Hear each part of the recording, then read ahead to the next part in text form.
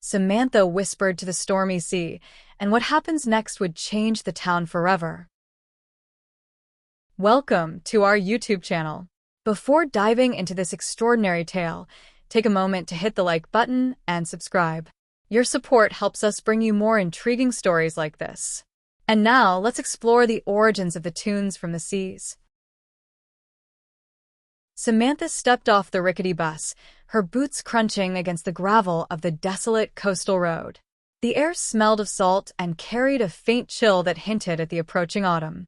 Before her stood the small, weather-beaten town of Evermere, framed by jagged cliffs and the relentless crashing of waves against the shore. At the edge of it all loomed the lighthouse, its silhouette stark against the overcast sky.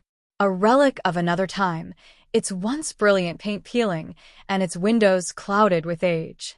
It had guided sailors for generations, but had fallen into disrepair, much like the town it once served. Now, its light was set to go out for good, replaced by modern navigation systems. Samantha was here on assignment to archive its history for the Maritime Preservation Society. Her car had broken down miles away, leaving her no choice but to rely on the unreliable bus service to get here. She shouldered her bag and trudged toward the inn, ignoring the curious gazes of the few townsfolk who lingered near the docks. The town had a peculiar hush to it, as though everyone was holding their breath. At the inn, she was greeted by Mrs. Calder, the elderly owner who seemed more interested in gossip than hospitality. "You're the one come to write about the lighthouse?" The woman asked, handing Samantha a heavy brass key. "Strange place that. Best keep your wits about you. And if you hear singing at night, don't go looking for it." "Singing?" Samantha asked, raising an eyebrow. Mrs. Calder's expression turned grave. "They're real, you know. The ocean spirits. Used to keep the waters calm, but they've been quiet for years. Some say it's why the tides are rising and the storms are worse. Don't poke where you don't belong." Samantha dismissed the warning as small-town superstition, but the words lingered as she settled into her room. Later, as she unpacked her recording equipment and notebooks, the sound of the ocean filled the silence.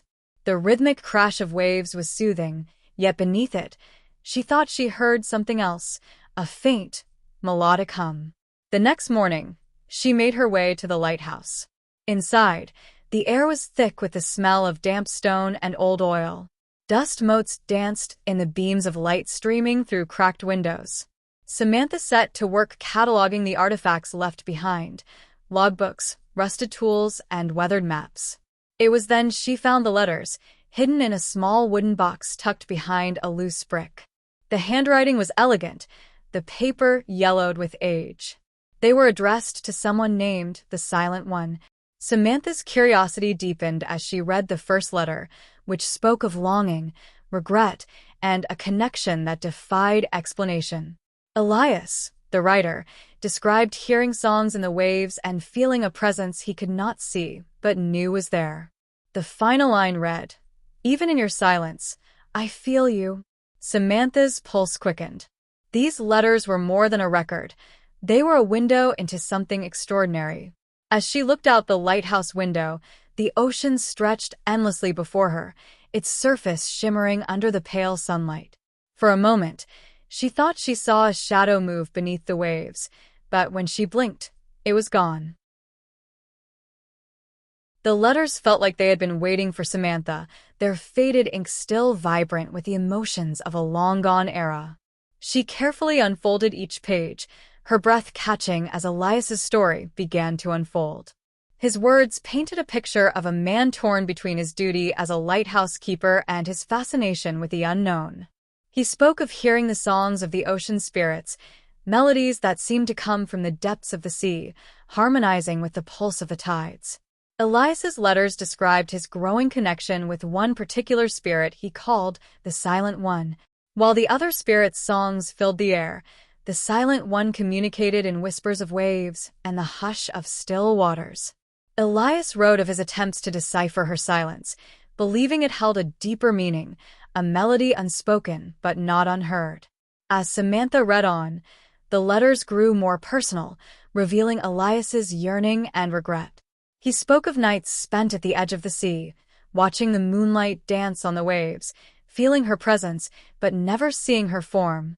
His words were filled with longing. You are the quiet between storms, the breath the ocean takes before it roars. By the third letter, Elias mentioned the growing unrest among the townsfolk. The ocean spirit songs were faltering, and with them, the balance of the tides. Storms grew fiercer, and fishing nets returned empty. The villagers began blaming the lighthouse keeper, accusing him of angering the spirits. Despite their hostility, Elias's letters to the Silent One continued, his tone shifting from wonder to desperation.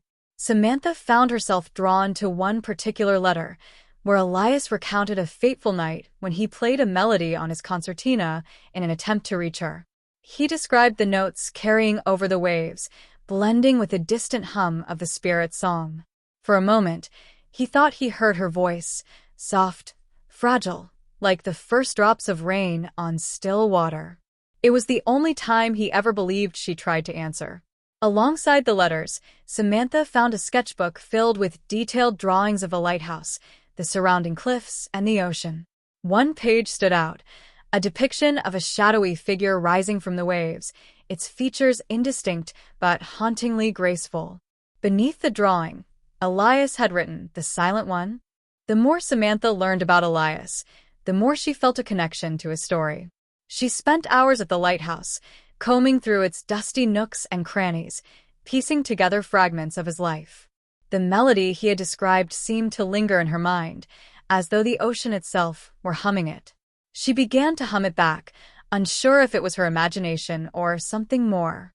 One evening, as the sun dipped below the horizon and the sky turned a deep shade of amber, Samantha sat at the edge of the lighthouse's balcony with a sketchbook in her lap. The waves below crashed rhythmically, but just beneath the sound, she thought she heard it again, the faint, mournful echo of a song. Her fingers traced the lines of Elias's drawings as she whispered into the sea breeze. "What did you want to say?" That night, she dreamed of the ocean, of shadows moving beneath its surface, and a voice calling her name. When she awoke, the melody was still in her ears, and for the first time, she felt as though Elias's story was no longer just a part of the past. It was reaching for her, pulling her into its depths, just as it had pulled him. Samantha's days at the lighthouse grew longer, her focus narrowing to the life and mystery of Elias and the ocean spirits. The letters and sketches became her obsession, their stories intertwining with the rhythm of her daily routine. But as her research deepened, strange phenomena began to unfold within the lighthouse. It started subtly, a flickering light here, an odd draft there. The walls seemed to hum softly, almost imperceptibly, when she stayed late into the night. Samantha dismissed these oddities at first, attributing them to the building's age and her own imagination. But one evening, as she sat reading on the balcony, the air grew unnaturally still. The waves below stilled momentarily, their constant crashing replaced by an eerie silence. Then, faintly at first, she heard it, a melody carried on the wind, haunting and unearthly. It wasn't the song from Elias's letters, but something else entirely. Samantha stood and peered into the darkening horizon. There was no sign of anyone, yet the melody grew louder, as if the ocean itself were singing. A chill ran down her spine as she whispered, "Who's there?" The song stopped abruptly, leaving only the echo of her own voice and the distant roar of the sea. The next morning, Samantha visited the local archives, hoping to find additional clues about the spirits and Elias. The town librarian, Mr. Hewitt, was reluctant to help. "Some things are better left in the past," he muttered, pushing a dusty ledger toward her. "But if you're determined, you'll find what you're looking for in here." The ledger was filled with records of storms, shipwrecks, and sightings of the ocean spirits. One entry, dated decades ago, detailed an incident where a fisherman claimed to have heard songs beneath the waves before a sudden calm overtook the sea. The man insisted the spirits had saved him, though others in the town dismissed his story as the ramblings of an old drunk. Samantha's fingers trembled as she turned the pages. There, tucked between weathered sheets, she found a folded note. The handwriting was unmistakable, Elias's. The note was brief but chilling. The silent one grows restless. The sea stirs with her sorrow, and I fear what may come if her voice is not heard. That evening, Samantha returned to the lighthouse with a growing sense of unease. The melody lingered in her mind, and the note's ominous tone weighed heavy on her thoughts. As the sun dipped below the horizon, she stood on the balcony, staring out at the restless waves. The air grew heavy, thick with an unnatural stillness. The lighthouse's light, which had flickered earlier in the day, suddenly blazed brightly, casting long, wavering beams across the sea. And then she saw it, a shadow moving beneath the surface, larger and more deliberate than any wave. It circled slowly, deliberately, before vanishing into the deep. Samantha stepped back, her heart racing. The melody returned, louder this time, its notes weaving through the air like a whisper meant just for her. She clutched the railing, her voice shaking as she called out, "What do you want?" The sea responded with a sudden, violent crash, sending a spray of icy water high into the air. For a moment, Samantha thought she saw a figure standing on the waves, silhouetted against the fading light. But as quickly as it appeared, it was gone. Back in her room, Samantha tried to make sense of what she'd experienced. She replayed the events over and over, her rational mind at odds with the evidence before her. The song, the shadow, the figure on the waves, it all pointed to something beyond explanation. Unable to sleep, she began to hum the melody from Elias's letters, the one he described playing on his concertina.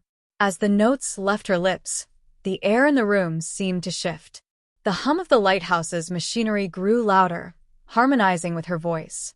Startled, she stopped, and the sound faded instantly. Samantha's pulse quickened. There was no denying it now, something was listening. And it was responding.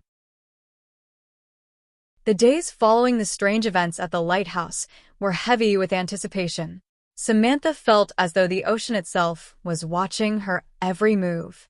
The melody that had haunted her dreams lingered on the edges of her consciousness, its notes pulling her back to the lighthouse each evening.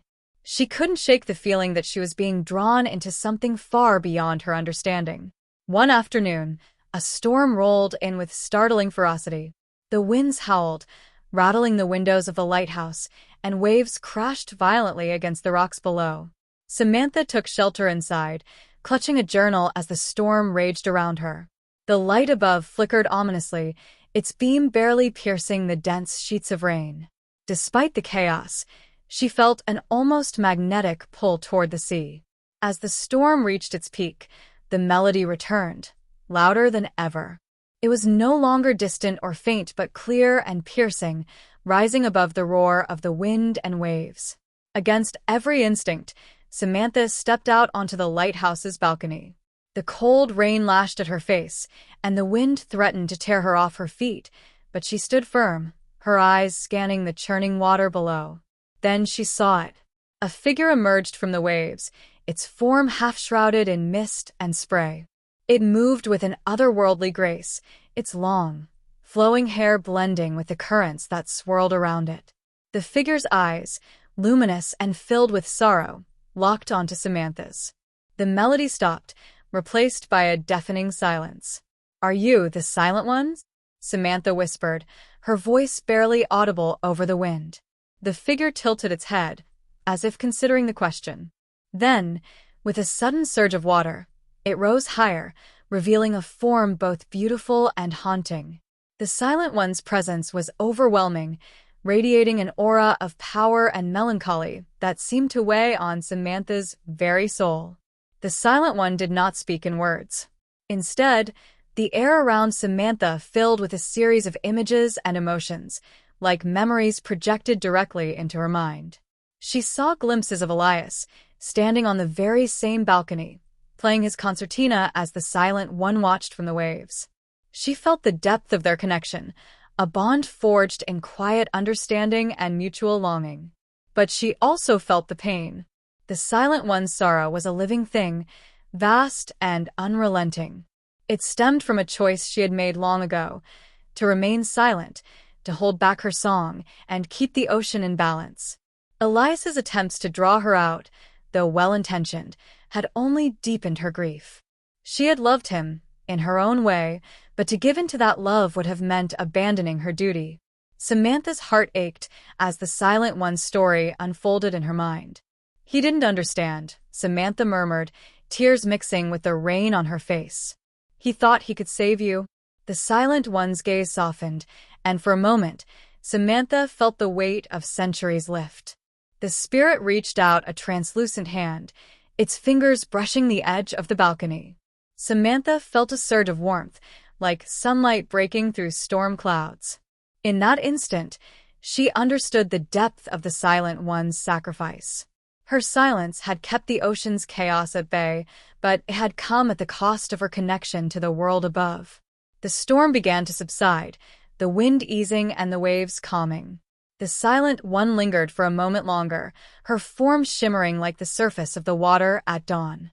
Then, with a final, mournful look, she began to sink back into the depths.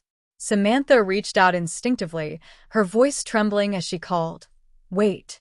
Don't go."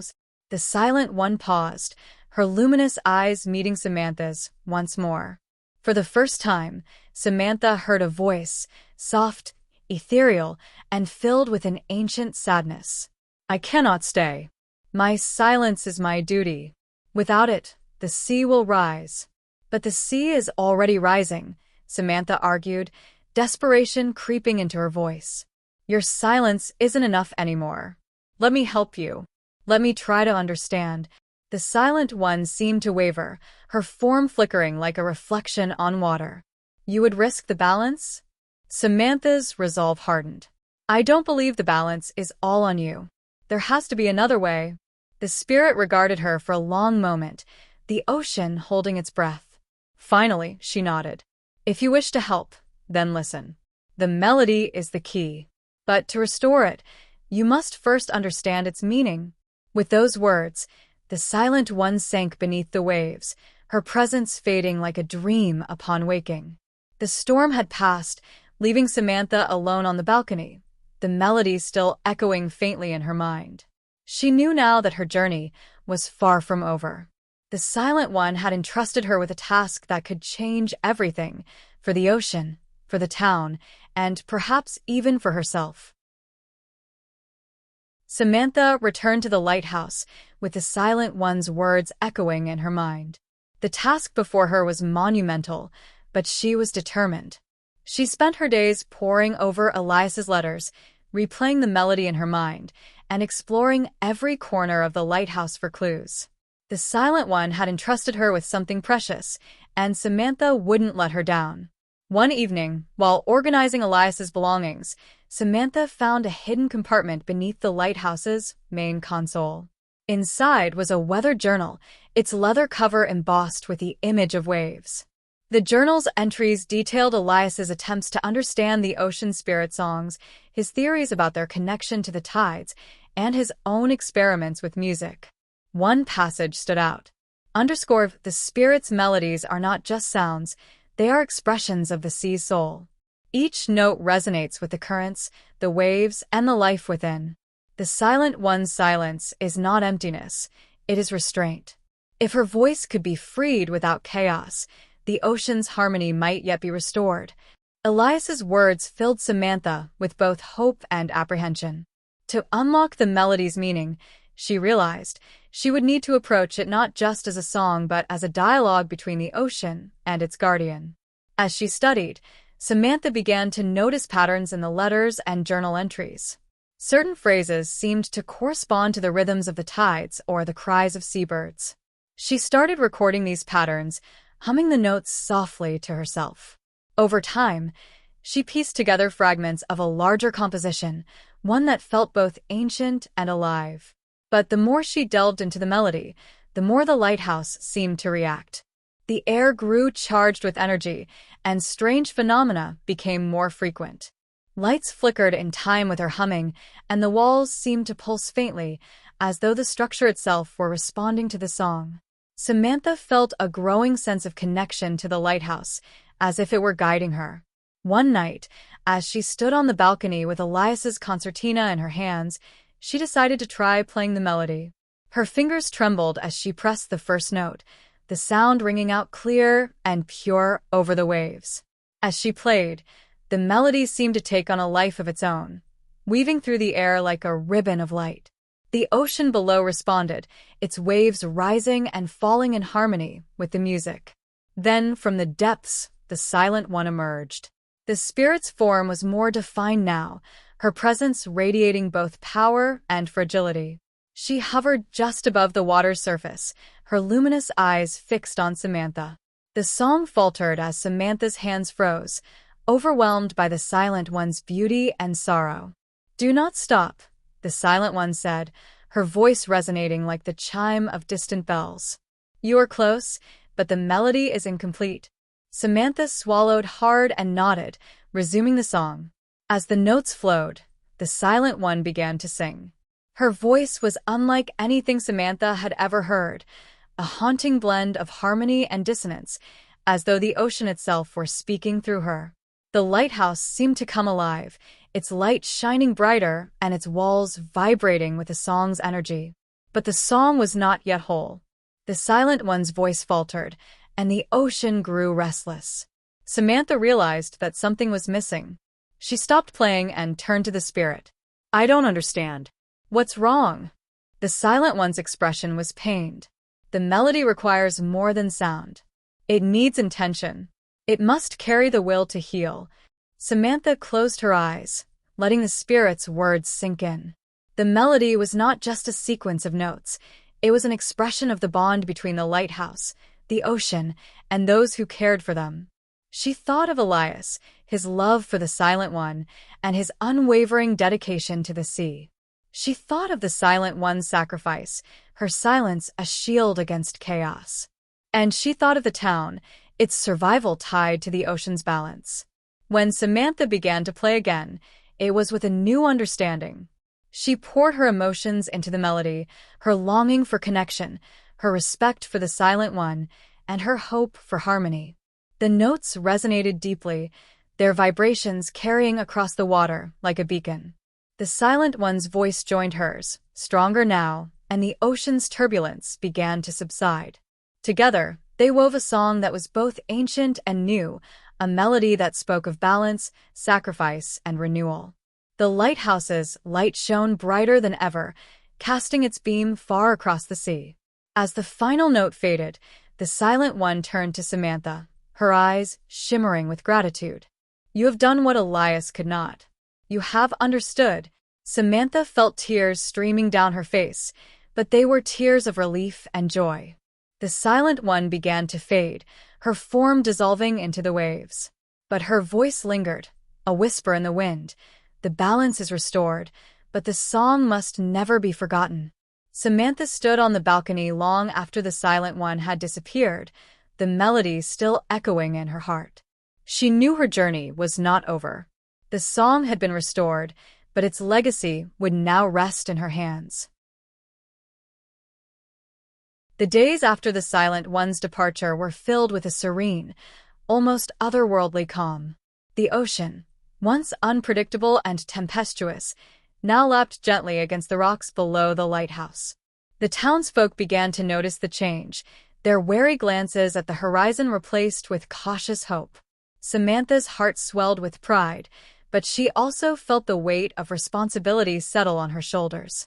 The melody had been restored, but as the Silent One's whisper reminded her, its legacy would now rest in her hands. Samantha devoted herself to understanding the song in its entirety, knowing that the lighthouse and the ocean would remain forever intertwined. She spent her mornings cataloging every fragment of Elias's journals and letters, ensuring that his efforts and sacrifices were not forgotten. Afternoons were spent walking the shoreline, where she hummed the melody softly, letting the ocean respond with its gentle rhythm. And each evening, she climbed to the top of the lighthouse to play the song on Elias's concertina, the notes echoing across the water like a lullaby for the sea. One morning, a small group of townsfolk approached the lighthouse. Mrs. Calder, who had initially dismissed Samantha's efforts as meddling, was at the forefront. Her expression was hesitant but sincere. We've noticed the change," she said, her voice uncharacteristically soft. "The storms aren't as fierce, and the tides, they feel different. It's like the sea is breathing again." "Is it your doing?" Samantha hesitated, unsure how much to reveal. "It's not just me," she said finally. "It's the lighthouse, the spirits, and the melody. They're all connected. I just helped it find its voice again." Mrs. Calder nodded, her eyes glistening. "Then thank you. On behalf of the town, thank you." The others murmured their agreement, some offering tentative smiles. Samantha felt a warmth spread through her chest, the acknowledgement from the townsfolk more meaningful than she had anticipated. For the first time, she felt like she belonged.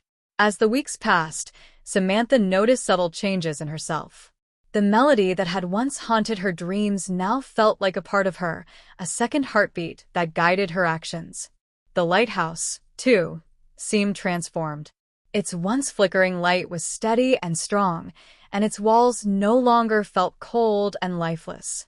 It was as if the structure itself had been revitalized by the song's return. One evening, as Samantha played on the balcony, she felt a familiar presence.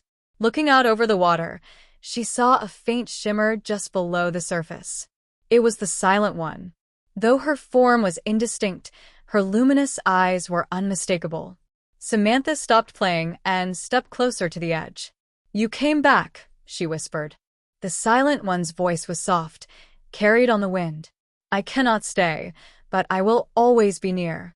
The ocean remembers its guardian, and you have become its keeper." Tears welled in Samantha's eyes. "I don't know if I can do this alone." "You are not alone," the Silent One replied. "The song lives within you, as it does within the sea. Trust in its harmony, and you will find your way." With that, the shimmer faded, leaving Samantha with a profound sense of peace. She returned to her concertina, the notes flowing effortlessly from her fingers. The lighthouse's light glowed brighter, as if it, too, felt the spirit's lingering presence. Over time, the town's fortunes began to improve. The fishing nets were fuller, the storms less frequent. The villagers slowly embraced the lighthouse as a symbol of their connection to the ocean, often gathering near its base to hear Samantha's evening performances. She became a bridge between the town and the sea, her music a reminder of the delicate balance they all depended on. Samantha knew her journey was far from over.